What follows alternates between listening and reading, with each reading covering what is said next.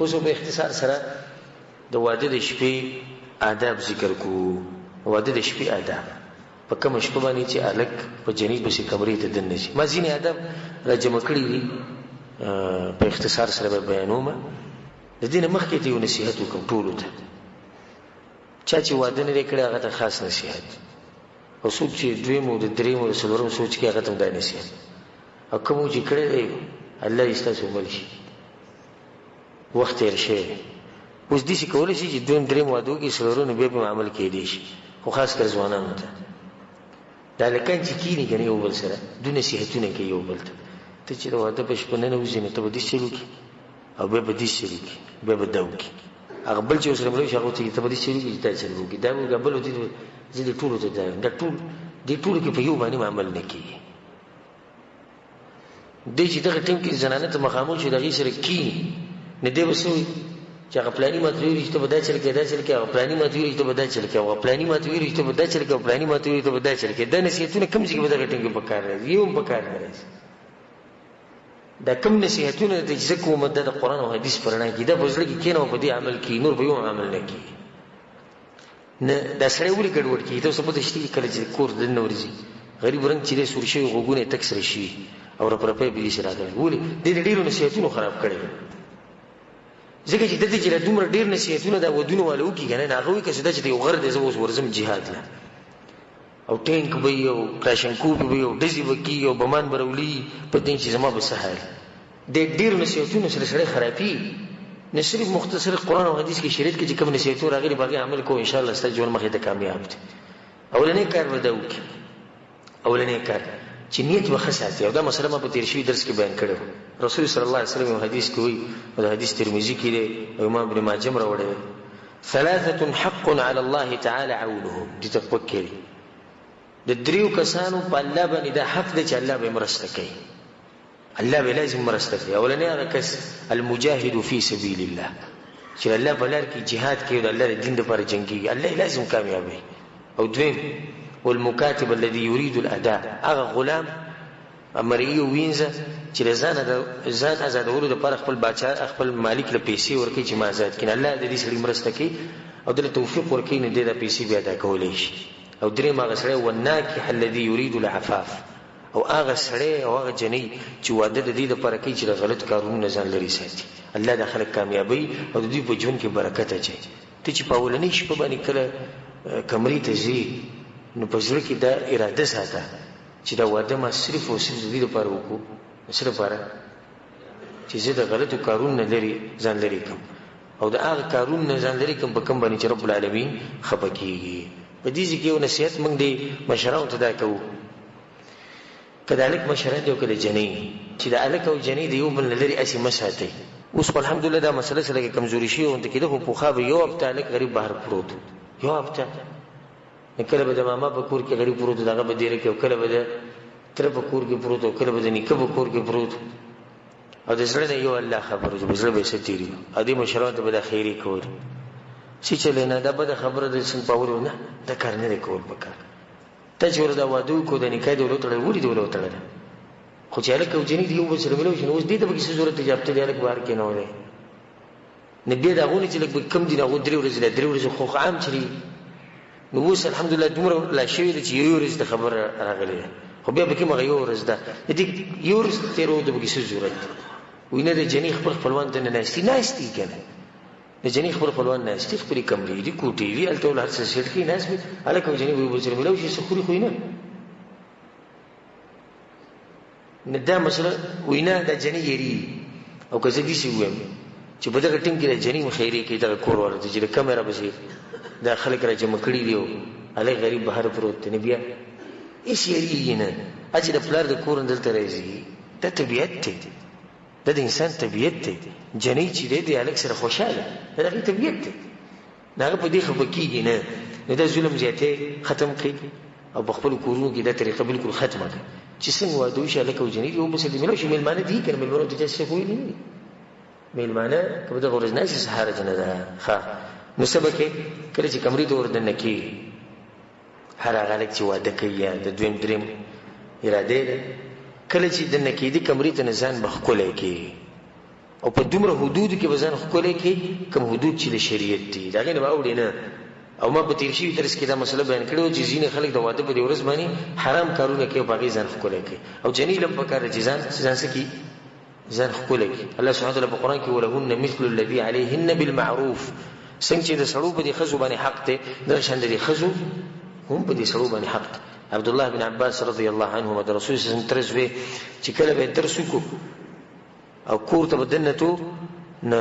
د کور سره دروازې کې به دا پټکې خپل برابر کو لاسونه به لمده کړو په دې ویښتو کې به یې ویله ګیرې به برابر کړه. دا شاګردانو چې وروسته پوښتنه کوي چې کور ته ځې روزانه دا چل کې ته ولې دا چل کې هغه ته وایي زه دې لپاره کوم چې زه ښکلی ښکارم چې دننه وشم ځکه چې زما دا زړه کېږي او زما همیشه دا خوښه ده چې زما ښځه ما ته په داسې حال کې را مخامخ شي چې ښکلي نو داسې به د هغې هم دا خوښه وي که نه. نو چې اوس سړی وردنې شي او د خولې نه یې نسوار وبینځي د واده په شپه یې نسوار لګولي تازه او وردنې شي او د ښځې سره کښېني او د جیب نه هم د نسوار وبینځي او د ګوتو نه یې په کومو ګوتو کې چې نسوار لګولي د هغې نه هم دغه لاس سیدې په دې ښځه باندې ولګي دغه نه هغه څښا وي نه هغې ته لاړ شي چې دی په دغه شپه وردنې شي او خولې یې څښا په څښا یې غاښونه یې تک ژېړي او د ښځې سره کښېني او د هغې باندې اولنی د دې سړي د خولې هغه وږم ولګي کوم چې هغه څښا بینه راځي د دې به د خاوند څه خوښ شي. د اولې ورځې نه دا غریب دا حال دی دا خو له ده سیټ کړی دی واده دی نو چې بیا مخې ته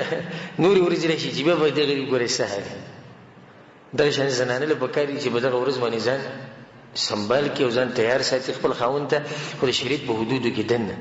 چې د هلک څنګه کمرې ته راشي او په دې جنۍ نظر ولګي او دی خوښه شي. تاسو ته پته شته د دې اولني نظر ګوره ډېر غټ اثر دی د اولنی نظر نه د دې ډېر غټ اثر دی نه څنګه چې د هلک په جنۍ نظر ولګي او جنۍ په هلک نظر ولګي چې یو بلې خوښ شي د دوی د ژوند بیا مخې ته ډېر د الله په توفیق سره ډېر ښه روان وي. خو چې د هلک په جنۍ نظر ولګي او هغې ځان سنبال کړی نه او په عامو حالاتو نه ده به ترې زړه تور شي یا هلک په دغه حال کې دا کوم چې ما بیان کړ چې د نسوارو چونډۍ لګولې او یا سګرټ یې څکلي او د خولې نه د څښا بینده لوخړې رواني او د هغې سره په کټ کې ناستي د هغې بدې شي چې د اولې ورځې نه بدې شي بیا مخکې ورسره مخکې هم بیا د هغه سره زړه نه لګي نه اولنی کار به دا وکړي. بل به دا کار وکړي چې کمرې ته وردنې شي نو سلام به واچوي دا طریقه ده د شریعت. کمرې ته وردنې شي السلام علیکم ورحمة الله وبرکاته هغه به له دې جواب ورکړي. ځینې خلک دا وایي جاهلان وی په ښځه باندې څوک سلام نه چې ځکه چې سړی کمزوری ښکاري خو رسول صلی الله علیه وسلم وایي زمونږ پیغمبر چې د غیرتیانو غیرتي دی او په هغې چې څومره غیرت و نور له په چا کې نشته. د الله نه وروسته غیرتي انسان او په مخلوقاتو کې غیرتي مخلوق هغه څوک دی رسول صلی الله علیه وسلم هغه وایي افشو السلام سلام خور کړي خور یې کوي که د واده په شپې او که نور ورځې کور ته ځې کار چې سلام واچو ته چې وردنه شوي ته ووایې السلام علیکم دې سلام څه مطلب دی سلامتیا دې پته نو دې ښځې له دې یو امان ورکړو چې ما نه یېرېږه ته په سلامتیا کې زما د طرف نه او الله به ستا په دې واده کې برکت واچوي چې ته شروعات ګوره په یو شریعت په کار باندې دې وکړو نو چې کله دننه ورشي نو اول به ده وایي چې السلام علیکم ورحمة الله وبرکاته بیا به د دې ښځې سره په ارام کښېني. رسول صلی الله علیه وسلم په یو حدیث کې روایت کې راځي چې تاسو کې دې څوک د واده په شپه باندې د ځناورو په شان کورواله نه کوي چې بس کمرې ته ورښکاره کېږي او ځان یې ځناور جوړ کړی نه ته به کښېنې د ښځې سره د ځان نه به نادیده نه جوړوي چې څنګه وردنې شو ډایرکټ بس کورواله شروع شو ته به سلام واچې د ښځې سره به ښه په ارام کښېنې ښه په ښکلې طریقې سره او د هغې سره به خوږې خبرې شروع کړي او غوره طریقه به دی که په دغه ورځ ته ځان سره خواږه څه ویسي په جیب کې یا په کمره کې د بیوزي کې یخودي او بیا دا په دغه ورځ په دغه شپه باندې هغې له په خپلو لاسونو په خوله کې ورکړي سوکه خوند به کوي او دا ښځه به د دې سړي نه څومره متاثره شي تاسو وایئ چې متاثره به شي که نه غلي ناست یې لکه دا مسلې چې چا سره شوي نه غالبا خو ټولو ودونه کړي دي د دې ښځې به څومره د دې زړه کې به د دې خاوند دپاره یو ځای چې دی د اول راتلو سره ګوره ما په خوله کې دا مټۍ راکړه دا چاکلیټ یې راکړو خو نو دا به وایي چې دا خاوند خو به په روان مستقبل کې خو ما ډېر ښه ساتي یو اثر به وشي. ښه جنیل هم پکار چې یو هدیه یو ګفټ یې ښودی چې هلک کله کمرې ته راشي خبرې اترې شروع شي دا ول هم د خپل طرف نه څه شي ورکړي هغه هم څه خوشحاله شي بیا ورو ورو د د هغې سره خبرې شروع کړي. او دلیل ګوره په دې مسله باندې دا دی، حدیث د اسماء بنت یزید رضی الله عنها، هغه وایي چې قینت عائشه رضی الله عنها لرسول الله صلی الله علیه وسلم، رسول صلی الله علیه وسلم چې کومه شپه باندې عائشه رانه پسې تو نو ما تیاره کړې وه، عائشه رانه ما تیاره کړې وه او رسول صلی الله علیه وسلم ته مې تیاره کېنولې وه. نو رسول صلی الله علیه وسلم راغی، د هغې په خوا کې کېناستو او بیا یې سجل وکړو. رسول صلی الله علیه وسلم ما لوښی ورکړو د پیو، نو رسول صلی الله علیه وسلم پی وسکو او بیا په خپلو لاسونو هغې له ورکړو. چا له ورکړو؟ عایشې رضی الله عنها. نو هغې خپل سر دې چې کته کو شرمېده، زه نه په دغه ورځ شپه باندې چې دی شرمېږي. نو وي زه ورته قار شو، او زه ورته قار شوم، ما ورته چې ګوره رسول صلی الله علیه وسلم د لوښی نیولی، ته چې دی سر دې کوز نیولی. نو بیا هغې هغه لوښی واخیستو، هغه پی وسکو. او در روانې چې څومره مسلې زه اوس بیانوم که نه، په دې کې به دا نه وایي چې په دې کې خو شرم او حیا او په مجلس او دا حدیث ته چا دی؟ د رسول صلی الله علیه وسلم. دا زموږ شریعت دی. او که دا مسلې ما واضح کړي نو انشاءالله زموږ د شریعت نه به جاخې ختمې شي. چې څو پورې دا پټي نو هېڅ هم نه کېږي. او دا کومې طریقې چې د زه ښیم که په دې د عمل وکړو انشاءالله واده به دې کامیاب واده وي. نو ته به څه شروع کړي؟ اول به دې ښځې له څه ورکړي، بیا به د هغې سره په ارام کښېنې، په د هغې سره به خوږې د مینې محبت خبرې شروع کړي چې نه ته کښېنو په نصیحتونو سره شي. زموږ د خلکو یو رواج جوړ شوی د مشرانو نه روان دی چې کښېني بس دی به تقریر شروع کړي، زما د مور پلار به ډېر خیال ساتي، زما د وروڼو به خیال ساتي، زما تره زامن نه ځي، ماما زامن نه ځي، کاکا زامن نه ځي. صحیح ده، دا نصیحتونه ورته وکړو. مونږ دا نه چې نصیحتونه مه کوو، صبر وکړه. نوي ناوي ده، نوي جنۍ ده، عمر به کمی، یریږي، لږ رعب پرې دی، کښېنه ورسره ښه په ارام خوږې خبرې شروع کړو. دا اول نه د تقریر شروع کړو، نو د هغې سره به ښه په ارام کښېنې. بیا د دې ناستې مې یو طریقه، مثال کې تو سره کښېناستې نو ورو ورو په دې خبرو کې ته د هغې په لاس باندې لاس کښېوي، د هغې په لاس باندې لاس کې دې سره هغه مینې محبت، هغه کوم ماحول چې د هغه ښه زیاتېږي او دا ښځه به هم په دغه کې شي چې زما دا خاوند په ما مین دی. او بل دی چې هغې ته به ته ډېر سنجیده سړی ښکاره شي، ډېر سنجیده. خو چې کله ورته ته کښېنې اول خو بغیر سلام نه وردننی شي، چې څنګه وردننی شي نو دا پکې نشته چې څه خواږه څه دی ښځې له ورکړي، دا پکې نشته. بس ښځې سره به کښېني، ته داسې کار وکړې چې زما د مور پلار به ډېر سخت عزت کوي، خو د هغوی عزت دې ونه کړو نو زه به راسره داسې حال وکړم چې چا راسره کړی نه وي. بیا به دې کور کې به دې ځای نه او طلاق کړي به مې د واده ورنۍ شپې ته وګوره، ته به د طلاق خبرې کوې او زه به دې ووایم او زه به یې دغه کړم. دې قیسو ته ضرورت څه دی؟ د هغې سره ته خوږې خبرې شروع کړې په ښه طریقه باندې. بیا رسول صلی الله علیه وسلم یو طریقه مونږ ته ښوولې ده، هغه ده چې کله ښه پوره ګپ شپ ولګېدی شو نو د هغې نه بعد دا پکار دی چې دوی 2 رکعته لمونځ وکړي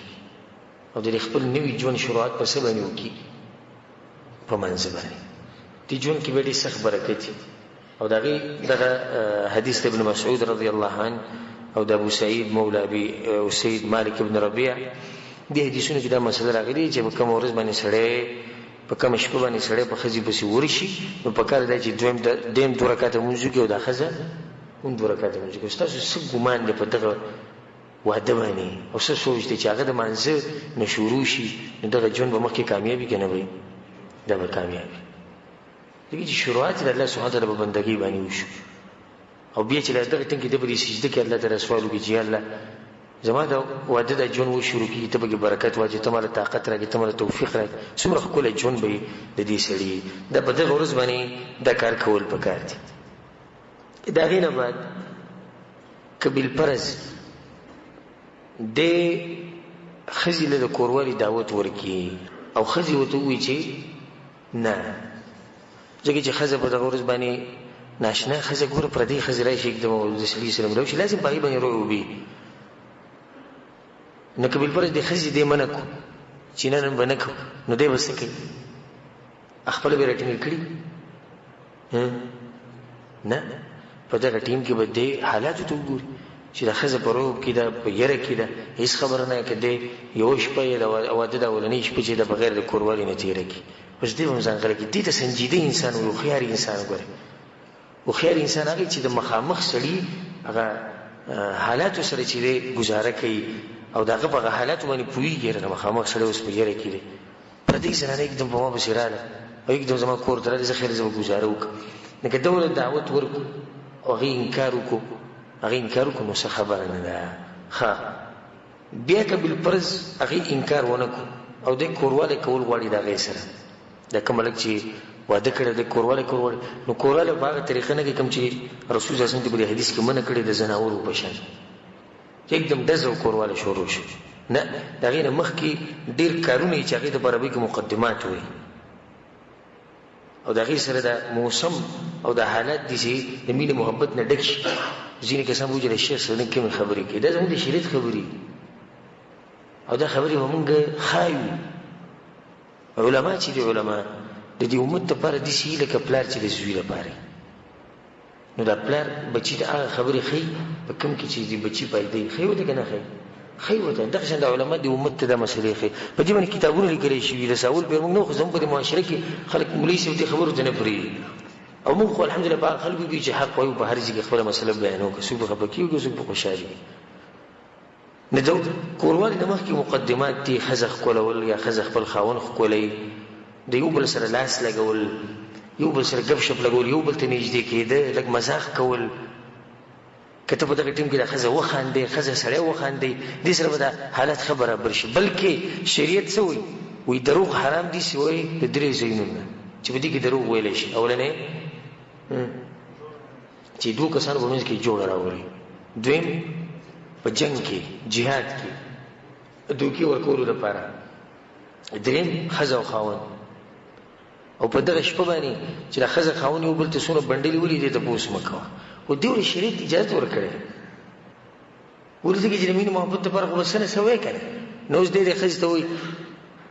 وایي څومره ښکلې ښکاري لکه سپوږمۍ ښه که اوس هغه د سپوږمۍ په شان نه نو دا دروغ شو که نه شو دروغ اجازه شته ووایه خیر ښه دې ورته ده ووایي څومره تا سره خو ما چې ته ولیدې زما په دې زړه دومره اثر وکړو چې زه به د مرګ پورې صرف تا سره ژوند تېروم دروغ یې ووایي د مستقبل نه دی خبر دی کېدای شي سبا جنګ وشي دغه وشي د دویم واده وکړي درې وکړي څلورم وکړي خیر دی وایي هېڅ خبره نه جنۍ ورته هم ده ووایي ښه ده چې ته زما ژوند له رالې او که ته نه وې نو زما به ګوره څه کېدې داسې یو خبره یې وکړه یا دا ښځه خاوند یو بل ته ښځې دې خاوند ته وایي که ته مړ شي نو وایي زه به مړه شم دا خبره ډېره کوي دا ښځې که ته مړ شي چې دا غریب مړ شي چې ډېرې بیمینې دغه څلور میاشتې لس ورځې پسې خفه وي بیا وروسته وایي ښه دی چې دغه مړ شو بخیل انسان او زه یې ځان له پوزې له راوستې وم نو بیا خبره چې شوه هغه کومه چې مخکې کوله چې که ته مړ شي زه به مړه شم ښه دا خاوند اکثر دې ښځې ته وایي ستا دپاره خو زما سر قربان دی سر وغواړه سر به درله درکړم په پلیټ کې امیدي چې کټ کړی در وایي نو هغو ته به ووایي 10 روپۍ راکړه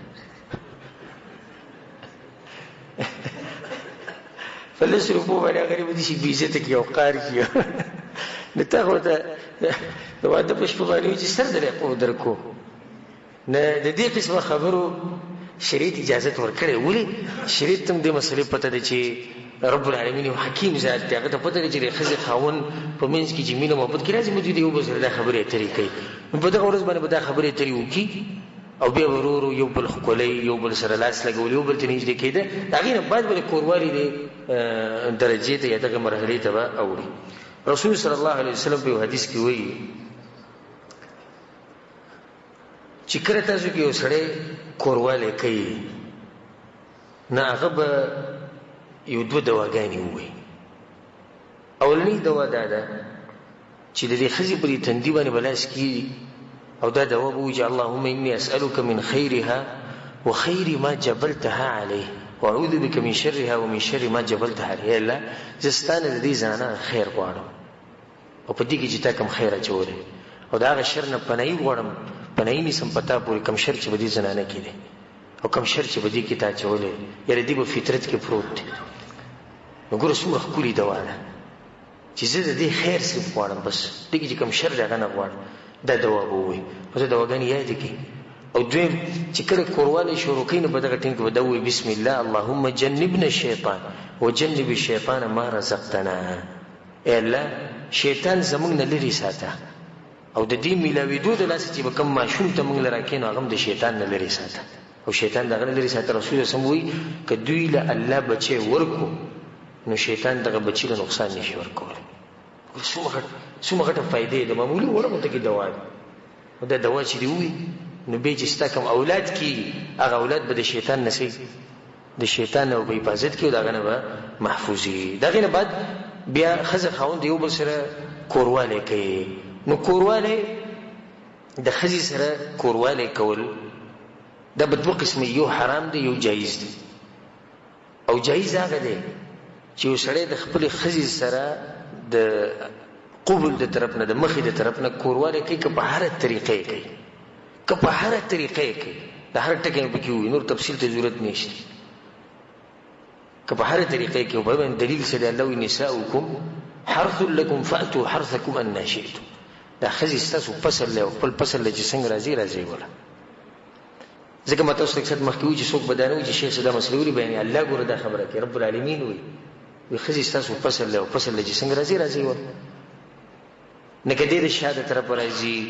د شاده طرف نه ګوره مطلب دا نه چې د دبور کې کورواله کوي، د شاده طرف نه کورواله کوي خو مخې ته کوي یا د مخې طرف نه کوي یا په بل څه طریقه کوي. په ولاړه ناس چې کومه طریقه د جایز ته په شریعت کې. او پای کې وته د عبد الله بن عباس رضی الله عنه یو روایت وي ما پای کې د دې چې عبد الله بن عباس وی چې کان هذا الحي من الانصار، د انصار ولا قبيله ولا خلک چې د مدینه ولا هم اهل وثن، ته د بوتانو عبادت وکاو او د دوی سره د يهود بوسیدو د اهل کتابو. نو د اهل کتابو بزان په دوی باندې غوړه غنولې ځکه چې غوښره کتاب. نو ډېر مسلې به د انصارو د چانه زده کولې، د يهودو نه زده کولې. او يهودو کې دا مسله وا چې هغه به د خې سره کورواله په دې طرف باندې کو، په دې سیډ باندې وکاو، یعنی د خځې باغ طرف ته مخ او شړې به سره کورواله کوي. وایي چې دې کې خځه پټي خزم پټي او سړی چې دې ښکاری نه اخځي ته. نو دغه طریقه د انصارو زده کړې و. او د مدینه د مکې نه چې کوم صحابه نو په هغه کې دا طریقه نه و، بلکې هغه په هر طریقه باندې خپل خځې سره کورواله کوي. کله چې انصار د دینه خبر شو نو هغه ته د خبر ډیر غټ ښکاری شو، خاطر تاسو د خو سره دې کورواله کوي، تاسو د طریقه هم کوي دام کوي. نو رسول صلی الله علیه وسلم دا مسله لاړه څنګه رسول صلی الله علیه وسلم دا مسله لاړه. الله سبحانه وتعالى د آیتونو نازل کړو نساؤکم حرث لكم فاتوا حرثكم ان شئتم. د خپل فصل چې څنګه راځي مطلب دی چې د چا د خبرې مرسته الله وکړه، د مهاجرینو د خبرې مرسته وکړه، د انصارو په خبره باندې رد وکړو. خا په دې کې یو مسله ده چې دا غي مبارک ډیر تپوس کی او د تپوس مخکې ته بیانوم نو شکر وباسي چې مسله د دې واضحه شو. یو دا چې خزه خاوند یو بل عورت له سورلې شي او کنه نو د کې هیڅ حرج نشته، بالکل ورلې شي. خزه او خاوند له الله اجازه ورکړي چې د یو بل نسنګ پیدا او خونه غستې شي واخلي، سوی دا کارونه کوم شریعت ورکړي دا مخکې روان دي. د خونه غستې او طریقه دا ده چې سړی د خزه عورت له سورلې او خزه چې د سړي عورت له سورلې نه دا جایز دي. یا د دې تپوس کې مثال کې د زنانه په سینه باندې لاس خود د دې سینه کسان د غټ جرم ښکاري، غټ جرم متخکي، حالانکه شریعت د دینه منع نه کړی، بلکې د سړی دغه زینه خون او مزي اغستې او څنګه چې دا سړی دغه زینه خون او مزي اخلي دغه شان د خزي ته هم خون او مزي دا وته ملاويږي د دې کار د لاس، نو دا هم جایز دي. ځینې کسان دا مسله بیانوي چې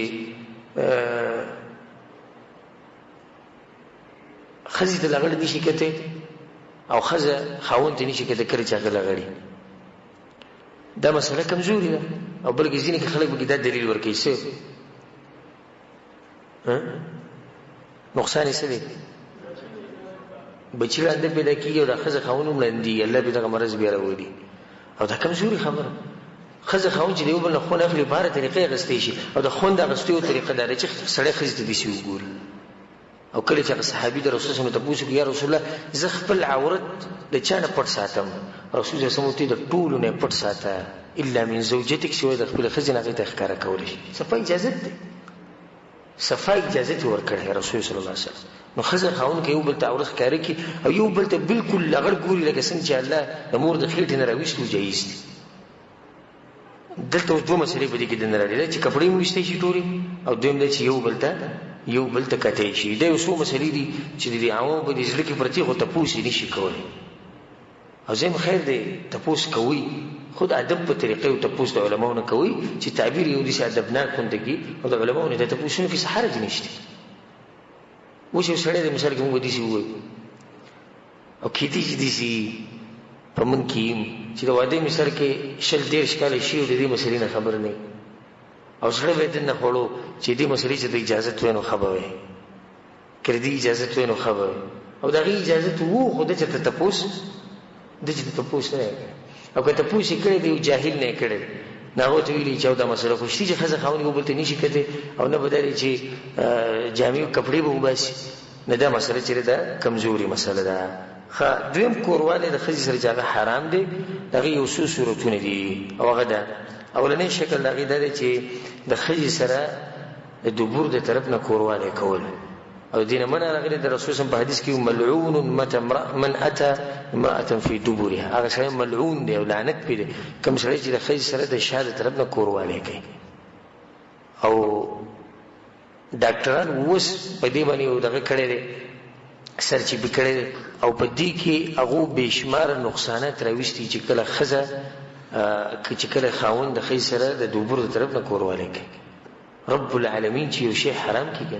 اسینه حرام هغه د مخلوق پیدا کړي د وخت ښه خبر ده چې دوی ته پس کې نقصان دی او پس کې فائدہ ده. نو په کم کې چې ته نقصان نه به کول اجازه ورکو او په کم کې چې ته نقصان نه شي وي دا حرام دي. نو دبور کې کورواله کول حرام دي. نور د دبور نه هر قسمه مزي غسته ده د جایز دي. صرف کورواله نه من راغلي چې درځي کې به خیر سره جما نه کوي. دویم چې کوم جما حرام ده هغه چې د روجي په حالت کې خځې روجي نه وي دوی کورواله کې دا حرام کار ده. د شان د احرام په حالت کې د ټیمونو کې کورواله چې ده هغه حرام دي. ها د حایزي زنانه چې کله په یو زنانه باندې حیض بیماری دا غینه من راغلي سلوختی کې یو زنانه نه دغه د کورواله نه هم من راغلي ده. نور دغه د غستې شي مزید غستې شي خو صرف کورواله به سره نه کوي. لکه دا مسله غلطه ده ځینې وایي چې په خځې باندې کله بیماری راشي دغه نه بزن بالکل لري ساتي یا سلوختی په دغه نه بزن بالکل لري ساتي. دا کمزوري خبره ده بلکې د هر قسم مزید د خځې نه غستې شي خو صرف دا چې کورواله باندې کوي. دې سره دا مسله ده ساتي چې کله یو سړی یو پر کورواله وکي نو په دویم پیری چې بیا کوي ای لامبل او د ضروري او کنه داغه نه مخکې دا مسله ساتي چې په اولنۍ ورځ باندې دومره کورواله هم کول نه په کار چې جنې ته به نقصان ورسي یې په لکه نقصان ورسي. د ځینې الکان اول پر ول دغه نعمت الله ورکې نه نعمت په ډېر خو ګولې د دې سره چې دی الکتم نقصان ملاوي او دی جنې ته هم نقصان ملاوي حدود کې دنه چې ته پته ولګي. اوس کې دې چې تا کې طاقت ډېری جنې کې طاقت نه دغه لحاظ وکړه بلکې مون خو دا وي چې قبل پرز د خزم من کی چې نن مسل کورواله مکو یریږي نو دی خاون له پکاره چې غلی شي بس اصله زه غواړم چې په اول شپه باندې بسړی کورواله کې ډېر پیری وکړي. نو مثلا موږ دا بیانول چې په منځ کې وسکي یو شړی یو پر کورواله کو په دویم پر کوي نو په دې منځ کې وسکي د دې درې درجې د ټول نه غوړه درجه ده چې غسل وکړي. غسل دیو کی او بیا دې به دې واپس کله غسل نشي کولای غسل وته ګران نه دویمه درجه ده چې سبا کوي او د سو کې چارده. رسول صلی الله علیه وسلم په حدیث کې وایي چې کله انسان په دې منځ کې چاردام کی او به په دویم پر چې د کورواله کې رسول صلی الله علیه وسلم وایي چې فإنه انشط للعود. د دې سره د انسان کې تازگی پیدا کیږي. د سړي کې څه پیدا شي تازگی او د جنې کې تازگی پیدا شي. د دویمه درجه او قبل فرض نه ولم بي او نه غسل کی نه ولم بي او نه چاردام کی نه بیا به څه ګناه نشتی دا کار جایز دی. خو غوره طریقه ده چې غسل وکړي. که غسل نشي کولی چاردام دې وکړي، او که چاردام هم نه کوي نو ګناهګارېږي نه، خو غوره طریقه یې څه کړه؟ غوره طریقه یې پرېښوده. دلته دا مسله یاد ساتئ چې دا ځینې کسان بیا دا چل کوي چې سحر راپاسي او دا د بېغیرتوب غټه نښه ده، الله یې ته موږ لرې ساتي. سحر چې راپاسي نو بیا د خپلو ملګرو سره کېري. ما خو دومره پیرې پر هم کورواله وم، هغه نور ورته هم نه چې قصې اوري مزې اخلي د حرامو خبرونه. دا خو دې ډېر تکړه وو، دا خو دې دې شوي دا دې شوي، دا طریقه مې وکړه، دغه طریقه ښځې راته دا ووي، ما ورته دا ووي. اعوذ بالله، دا د بېغیرتوب غټه نښه ده چې سړی د خپلې ښځې حالات بهر بیانوي. ما ورسره دا چلوک، ما ورسره دغه چلوک. ښه دې قصه کوي، دې قصه کوي او د دې ملګرو سوچ کم طرف ته تللی. دغه ښځې مباره کې سوچ کوي او ښځه بیا سړو ته چې دا خبرې کوي، خاوند راته دا ووي، ما ورته دا ووي. نو ښځه هغو ته قصې کوي او هغو د چا سوچ کوي؟ هغو دغه سړي سوچ کوي. دې د سره کورونه تباه شي. رسول صلی الله علیه وسلم دې قسم خلکو مباره کې سخت وعید بیان کړی دی او دا ویلي چې دا یو شیطان د شیطان سره میلاو شو نو ساري خپله خبره وکړه. څه ضرورت دی چې انسان د واده د شپې خپل حالات بیانوي او زما ښځې ما ته دا ووي او ما ورته دا ووي؟ دا څوک بهر نه بیانوي. اوس یو سړی ډاکټر پسې ورغی، یو عالم سره کېناست خپله یو مسله بیانوي، دې کې هېڅ حرج نشته. خو هسې ملګرو ته دا قسمه خبرې کول، هغو ته فایده اخلي او ده د ځان نه بېغیرت جوړ کړی، دا حرام کار دی. سهار چې کله دی راپاسي نو د غسل دا مسله ده. نو د غسل مسله په اختصار سره دا ده چې غسل واجبېږي کله چې د انسان د سړي دا ذکر د ښځې په دې فرج کې دننه لاړ شي. چې څنګه لاړ بس که معمولي سر لاړ او که پوره ذکر لاړ. ډېر عوام ګوره په دې مسله نه دي پوه. هغه وایي چې کله مني وځي نه انسان باندې غسل واجبېږي. نه، په مني وتو سره غسل واجبېږي، بلکې ښځه او سړی چې کوروالی کوي چې د دوی هغه عورتونه د یو بل سره میلاو شي، صرف هسې میلاو نه چې کله د سړي دا ذکر د زنانه په فرج کې لاړ بس دوی باندې غسل څه شو؟ غسل واجب شو. رسول صلی الله علیه وسلم اذا جاوز الختان الختان فقد وجب الغسل، فقد وجب الغسل. دلته اوس مسله دا ده چې ښځه او خاوند چې سهار راپاسي نو غسل کول پکار دي. ښکلې طریقه د غسل دا وښیم، پکار دی چې ښځه او خاوند یو ځای غسل وکړي. د دې سره به مینه محبت څه شي؟ به ښه زیات شي. او د عائشې رضی الله عنها حدیث دی چې كنت اغتسل انا ورسول الله صلی الله علیه وسلم من اناء بیني وبینه واحد تختلف ايدينا فيه فيبادرني حتى اقول دع لي دع لي. وی کله چې موږ سهار راپاسي نو د جنابت غسل به موږ کوو نو ما او رسول سم به د یو لوښي نه غسل کوو چې لوښی به زموږ په منځ کې پروت و، دغه یو لوښي نه به موږ غسل کوو. موږ به ګیا لاسونه وهل، ما به رسول سم ته ما ته پرېږده، هغه به ما ته پرېږدي، یو بل سره مزاح کوو. نو دا غسل کې سړی په دې طریقه وکړي، ښځه خاوند وکړي، دغه ټیم کې دوی د غړو یو بل ته ګوري سهار جي. هغه مسله موږ سره مخکې تېره شوه. نو دې سره به د دوی په منځ کې مینه محبت څه شي؟ مینه محبت به ښه زیات شي. په دې ځای ودرو که نور مخکې به بیان کوو، که لږ ټیم را کوو یو څو مسلې دي بیان کړو که نه. دې ته خو ډېر دا ځوانان چې کوم دي هسې ځان غلی کړی ښه ورته خوشحاله. او که یو ګنټې مو نور هم بیان وکړو نو دا بیان به ډېر خوږ لګي. او دا نورې مسلې که موږ چېرته لږې اوږدې کړو نو شیخ صاحب نن بیان وکړو، ښه ډېر اوږد بیان وکړو، موږ سهار کار له ځو، موږ مزدورۍ له ځو، دغې له ځو، او دې ته ښه خوشحاله ناست. او هغه غریبانان چې کوم دي کوم چې ودونه کړي دي هغه اوس خپل زړه خوري. نو زړه مه خورئ. تاسو د دویم واده وکړئ، درېیم وکړئ، څلورم وکړئ. الله تاسو له طاقت درکړي. که عدل او انصاف کولی شئ او طاقت ته به کېږي د سبا نه بل واده وکړه. او که نه طاقت ته سره نه وي نو موږ به سوال کوو الله ته، او ته هم سوال کوو چې الله موږ له طاقت راکړي چې دویم درېیم څلورم واده وکړو. او کوم چې ځوانان دي نو هغو ته موقع پرته ده. ښه دا خبره موږ بار بار کوو چې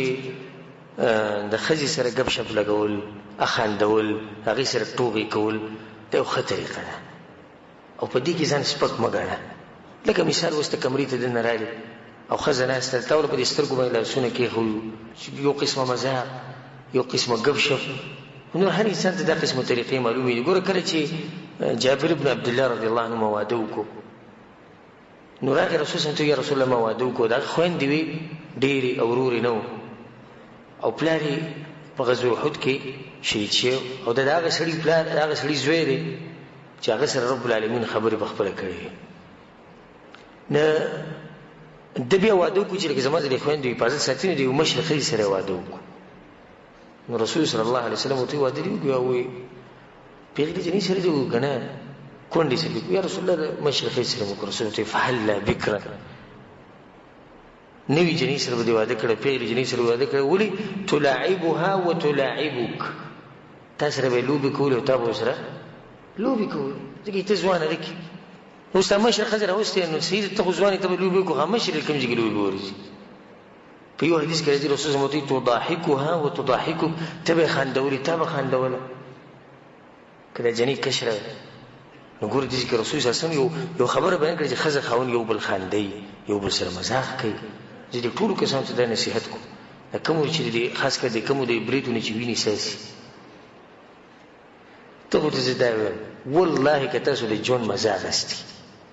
په الله ته قسم خورم که تاسو د ژوند مزه اخیستي تاسو خو یو روټیني کار کړی روټیني دې ته روټین وایي. واده لازم دی واده یې وکړو بیا بچي پیدا کول لازم دي هغه یې وکړو خو کوم مقصد چې اصل و د دې واده نه هغه ته میلاو شو هغه ته میلاو نه شو. ښځه خاوند یو بل ته چې ګوري ښځه چې خاوند ته ګوري قار وله ورځي او خاوند چې ښځې ته ګوري قار وله ورځي صرف دغه کوي چې د شپې سملي او کوروالی وکړي او بچي پیدا شي. د دې څه مقصد شو؟ ښځه خو هغه ښځې چې ته د ورځې کار کوې په مزدورۍ کې په مکتب کې ناستې دفتر کې ناستې یا مثال کې دیاړۍ لیدلی څه کار کوې او په زړه کې دې یو سوچي څه چې کور ته به کله ځم چې کور ته به کله ځم خو چې کله ته به کور کې پروت یو دا سوچ دي چې دې کور ته به کله وځم او د دې بګوي نه به الله ما کله خلاصوي. نو دې خو څه پیدا نه شو د واده چې کوم اصل مقصد دی هغه میلاو نه شو. د واده اصل مقصد دا دی چې ښځه خاوند یو بل سره خوشحاله ژوند تېروي. ښه چې کله تا د ښځې سره په دې ښه طریقه ژوند تېرو مذاق دې ورسره کوو خوشحاله دې ساتله نو د دې سترګې به همیشه په کوم ځای په کور کې په دروازه وي چې کله به هلک راځي. او یو دغه طریقه ده دا کومه چې عامه روانه ده نو بیا دا ښځه دا سوال کوي چې یا الله بېروزګاره کوی د سره امان ځکه چې په دې باندې ځان یو بوج پروت دي چې دا خاوند په دې کور کې پروت دی خبرې هغه نه کوي ګپ شپ هغه نه لګوي نورې څه پیسې هغه نه کوي خو دغه پروت دی او دا ورله ډوډۍ وړي غریب او دا ورله کپړې وینځي او دا ورسره خدمت کوي او هغه دغه شان چې دی بد ګوري کله مخ دې سره کوي چې ولې ګپ شپ نه لګوي وایي دې سره سړی لږ سپک کوي چا ویلي چې سپک کوي. رسول صلی الله علیه وسلم د خپل بیبیانو سره ګپ شپ لګولی دی مذاق به ورسره کوو هغو سره مینه محبت کوو. رسول صلی الله علیه وسلم څومره دروند سړی دی د امت سردار دی د پیغمبرانو سردار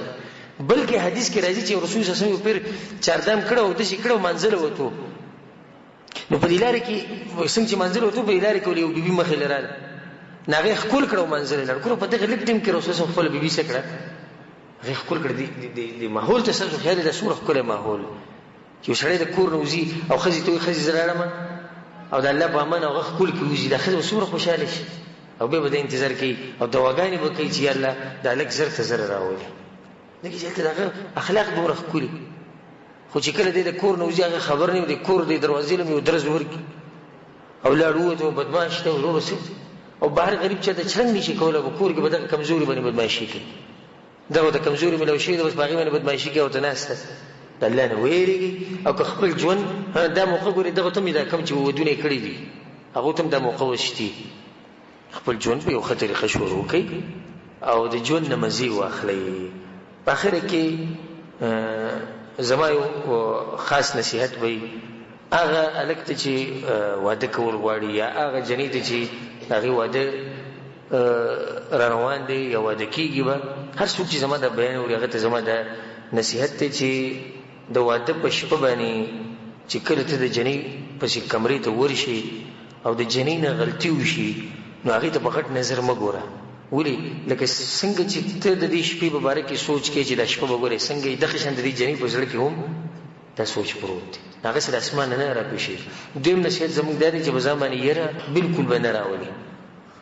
ځینې کسان چې کمرې ته وردنه کېږي د دروازې ورځي او بیا راځي او بیا د ورور سره مشوره کوي او د ملګرو سره دا به څه طریقې و هغو ته نه ورشه او شریعت چې درته څه ویلي په هغه طریقه عمل وکړه انشاءالله په دې کې هېڅ هم نشتي ستا ژوند چې دی هغه به ښه خوشحاله. دا خبره د تمو کوم چې د کورواله ال انسان له خون ورکی چې کړه د انسان مزاج هغه ته جوړ شوی چې کړه د انسان مزاج صحیح هغه ته جوړ شوی و چې سړی د نورغه کمرې ته درز درز درز د سینې سکی درزي او د خري سینم سکی درزي او په دغه ټینګو د کورواله شروع دا کورواله به دوی له خون ورکی خون ورکی بالکل پارا مطمئن خبر کینی گب شپورګي وبوس کی خواږه سي وخوري داغه نه بچ گب شپ د بچ به شروع کی دوی له کورواله هم دا بوله خون ورکی او دغه نصيحت خو مونږ ټول د کوچي د خزي خاون جون مزه علي چې کله دوی د کور نه لري نو کله چې ته موقع برابرېږي نه خپل خزي ځان سره بهر ته بوزا خو د کافرانو په طریقه نه او نه د کافرانو ملکونو ته طاقت تر الله درکړي بل ملک ته چکر ولګو که طاقت تر الله درکړي مکې ته لاړ شه مدینې ته لاړ شه د خزي ځان سره په چکر وباسه او ټول ته دا وایم کوم چې دلته نهسته مشران او کوم چې زما د بیان اوري کاغه پلار دی کاغه مور دی کاغه ورور دی کار سوچ دی په چا باندې ودا پابندي نه لګوي چې خزه به چکر لنه بوزي دغه ژوند دی پرې چې خپل ژوند نه مزي واخلي ته خپل ژوند دې تیر کوو سره خو پرې چې مزي واخلي زموږ عمر ګره واغوي ما وې دا سره یو ورځ ډېر کلک کو ځکه چې د مرګورو سره ملوي دم یو راته چې پلاني چې تم چکر ولګو بری چې پلاني چې او زموږ په کور کې سم دي چې قانون نه پېښیو چې چا مجال سوچ خبره هوې کړه نیمه ورځ په دې ځره باندې ګټه کې خو دا خبره می جوړ کړو مور ته می خبر ور مخکې کړه تانه کې خبره وکړه چې زدا جنې په چکر باندې بوزم زموږ عمر کې ډېر سخت مزاقي انسان وي ما غوښتل چې په خطر کې مو ته وي چې زدا خزک بوزم غریب تنګ شي وي صاحب عزت وي هغه ماته چې بوزي صحیح ده بوزي بچي بوزي زړه سخت خوشاله شو چې لکه دې مال دې زری اجازه ترکو وی چې وته مو دې ټینګ کړی بیا وایو وی ما چې زموږ چې د ګاډه ما وګورم چې پروګرام جوړ وي ما ته وی چې د الکان وسره مو د خويندې وسره مو وی ما دې چې چیرته مې زموږ چکر نه توبه په دې کور کې زه دې سره ناشته چې تر اصله بهر مو لګي زه خو د خزه دې لپاره بار ته واسم چې موږ له خپل وخت تیر کو ته ما دې زړه خبرو کې زه دې ته زړه خبرو کوم یو ځکه چې د روټي وخورو یو ځکه چې د چکر ولګو لکه هواره باندې خولي ولګي لکه رومانسي غونډه کې موسم جوړ شي هغه درته وي دغه سره بوزوي الکان بوزو چې رکې بوزو دا کار بیا ځان سره بوزي دیره پورا پلین کوچ راولې نه چې در بوزي بیا مې چې چرته نو یا ورشو دورې به مې سره وینا کړې نه نو اوس هغه په دغه سوچ کې چې کړه به دا بوډا بوډۍ سکی چې کله به مري دومره تنګ شوی دی دې چې ګور ډیر خلک ته ګور ډیر وای نه چې بزره کې ته خبره پرته چې کړه به دا بوډا دا بوډۍ مري چې د خپل ژوند نه مزي واخله نو کله کله دې چې بوډا او بوډۍ الله دومره وګ جون ورګي چې د غریب کې دنیا نه چوټي شي لاړ شي خدای غواړي دا ژوند نه مزي ونه کړی زما ټول ته نصیحت ته مشران ته چې الله نه ویریږي خپل کشران به نه منع کوي او کشران ته مې د نصیحت ته چې کله د تم موقع ملاويږي د شریعت په حدود کې دنه د هر چا د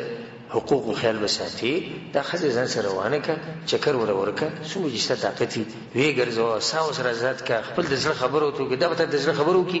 او زړه ته دې خبر قسم خورم چې ست د ژوند چې وسومره مزي کنه دا مزه وته چې د یوځي کې نه اغستي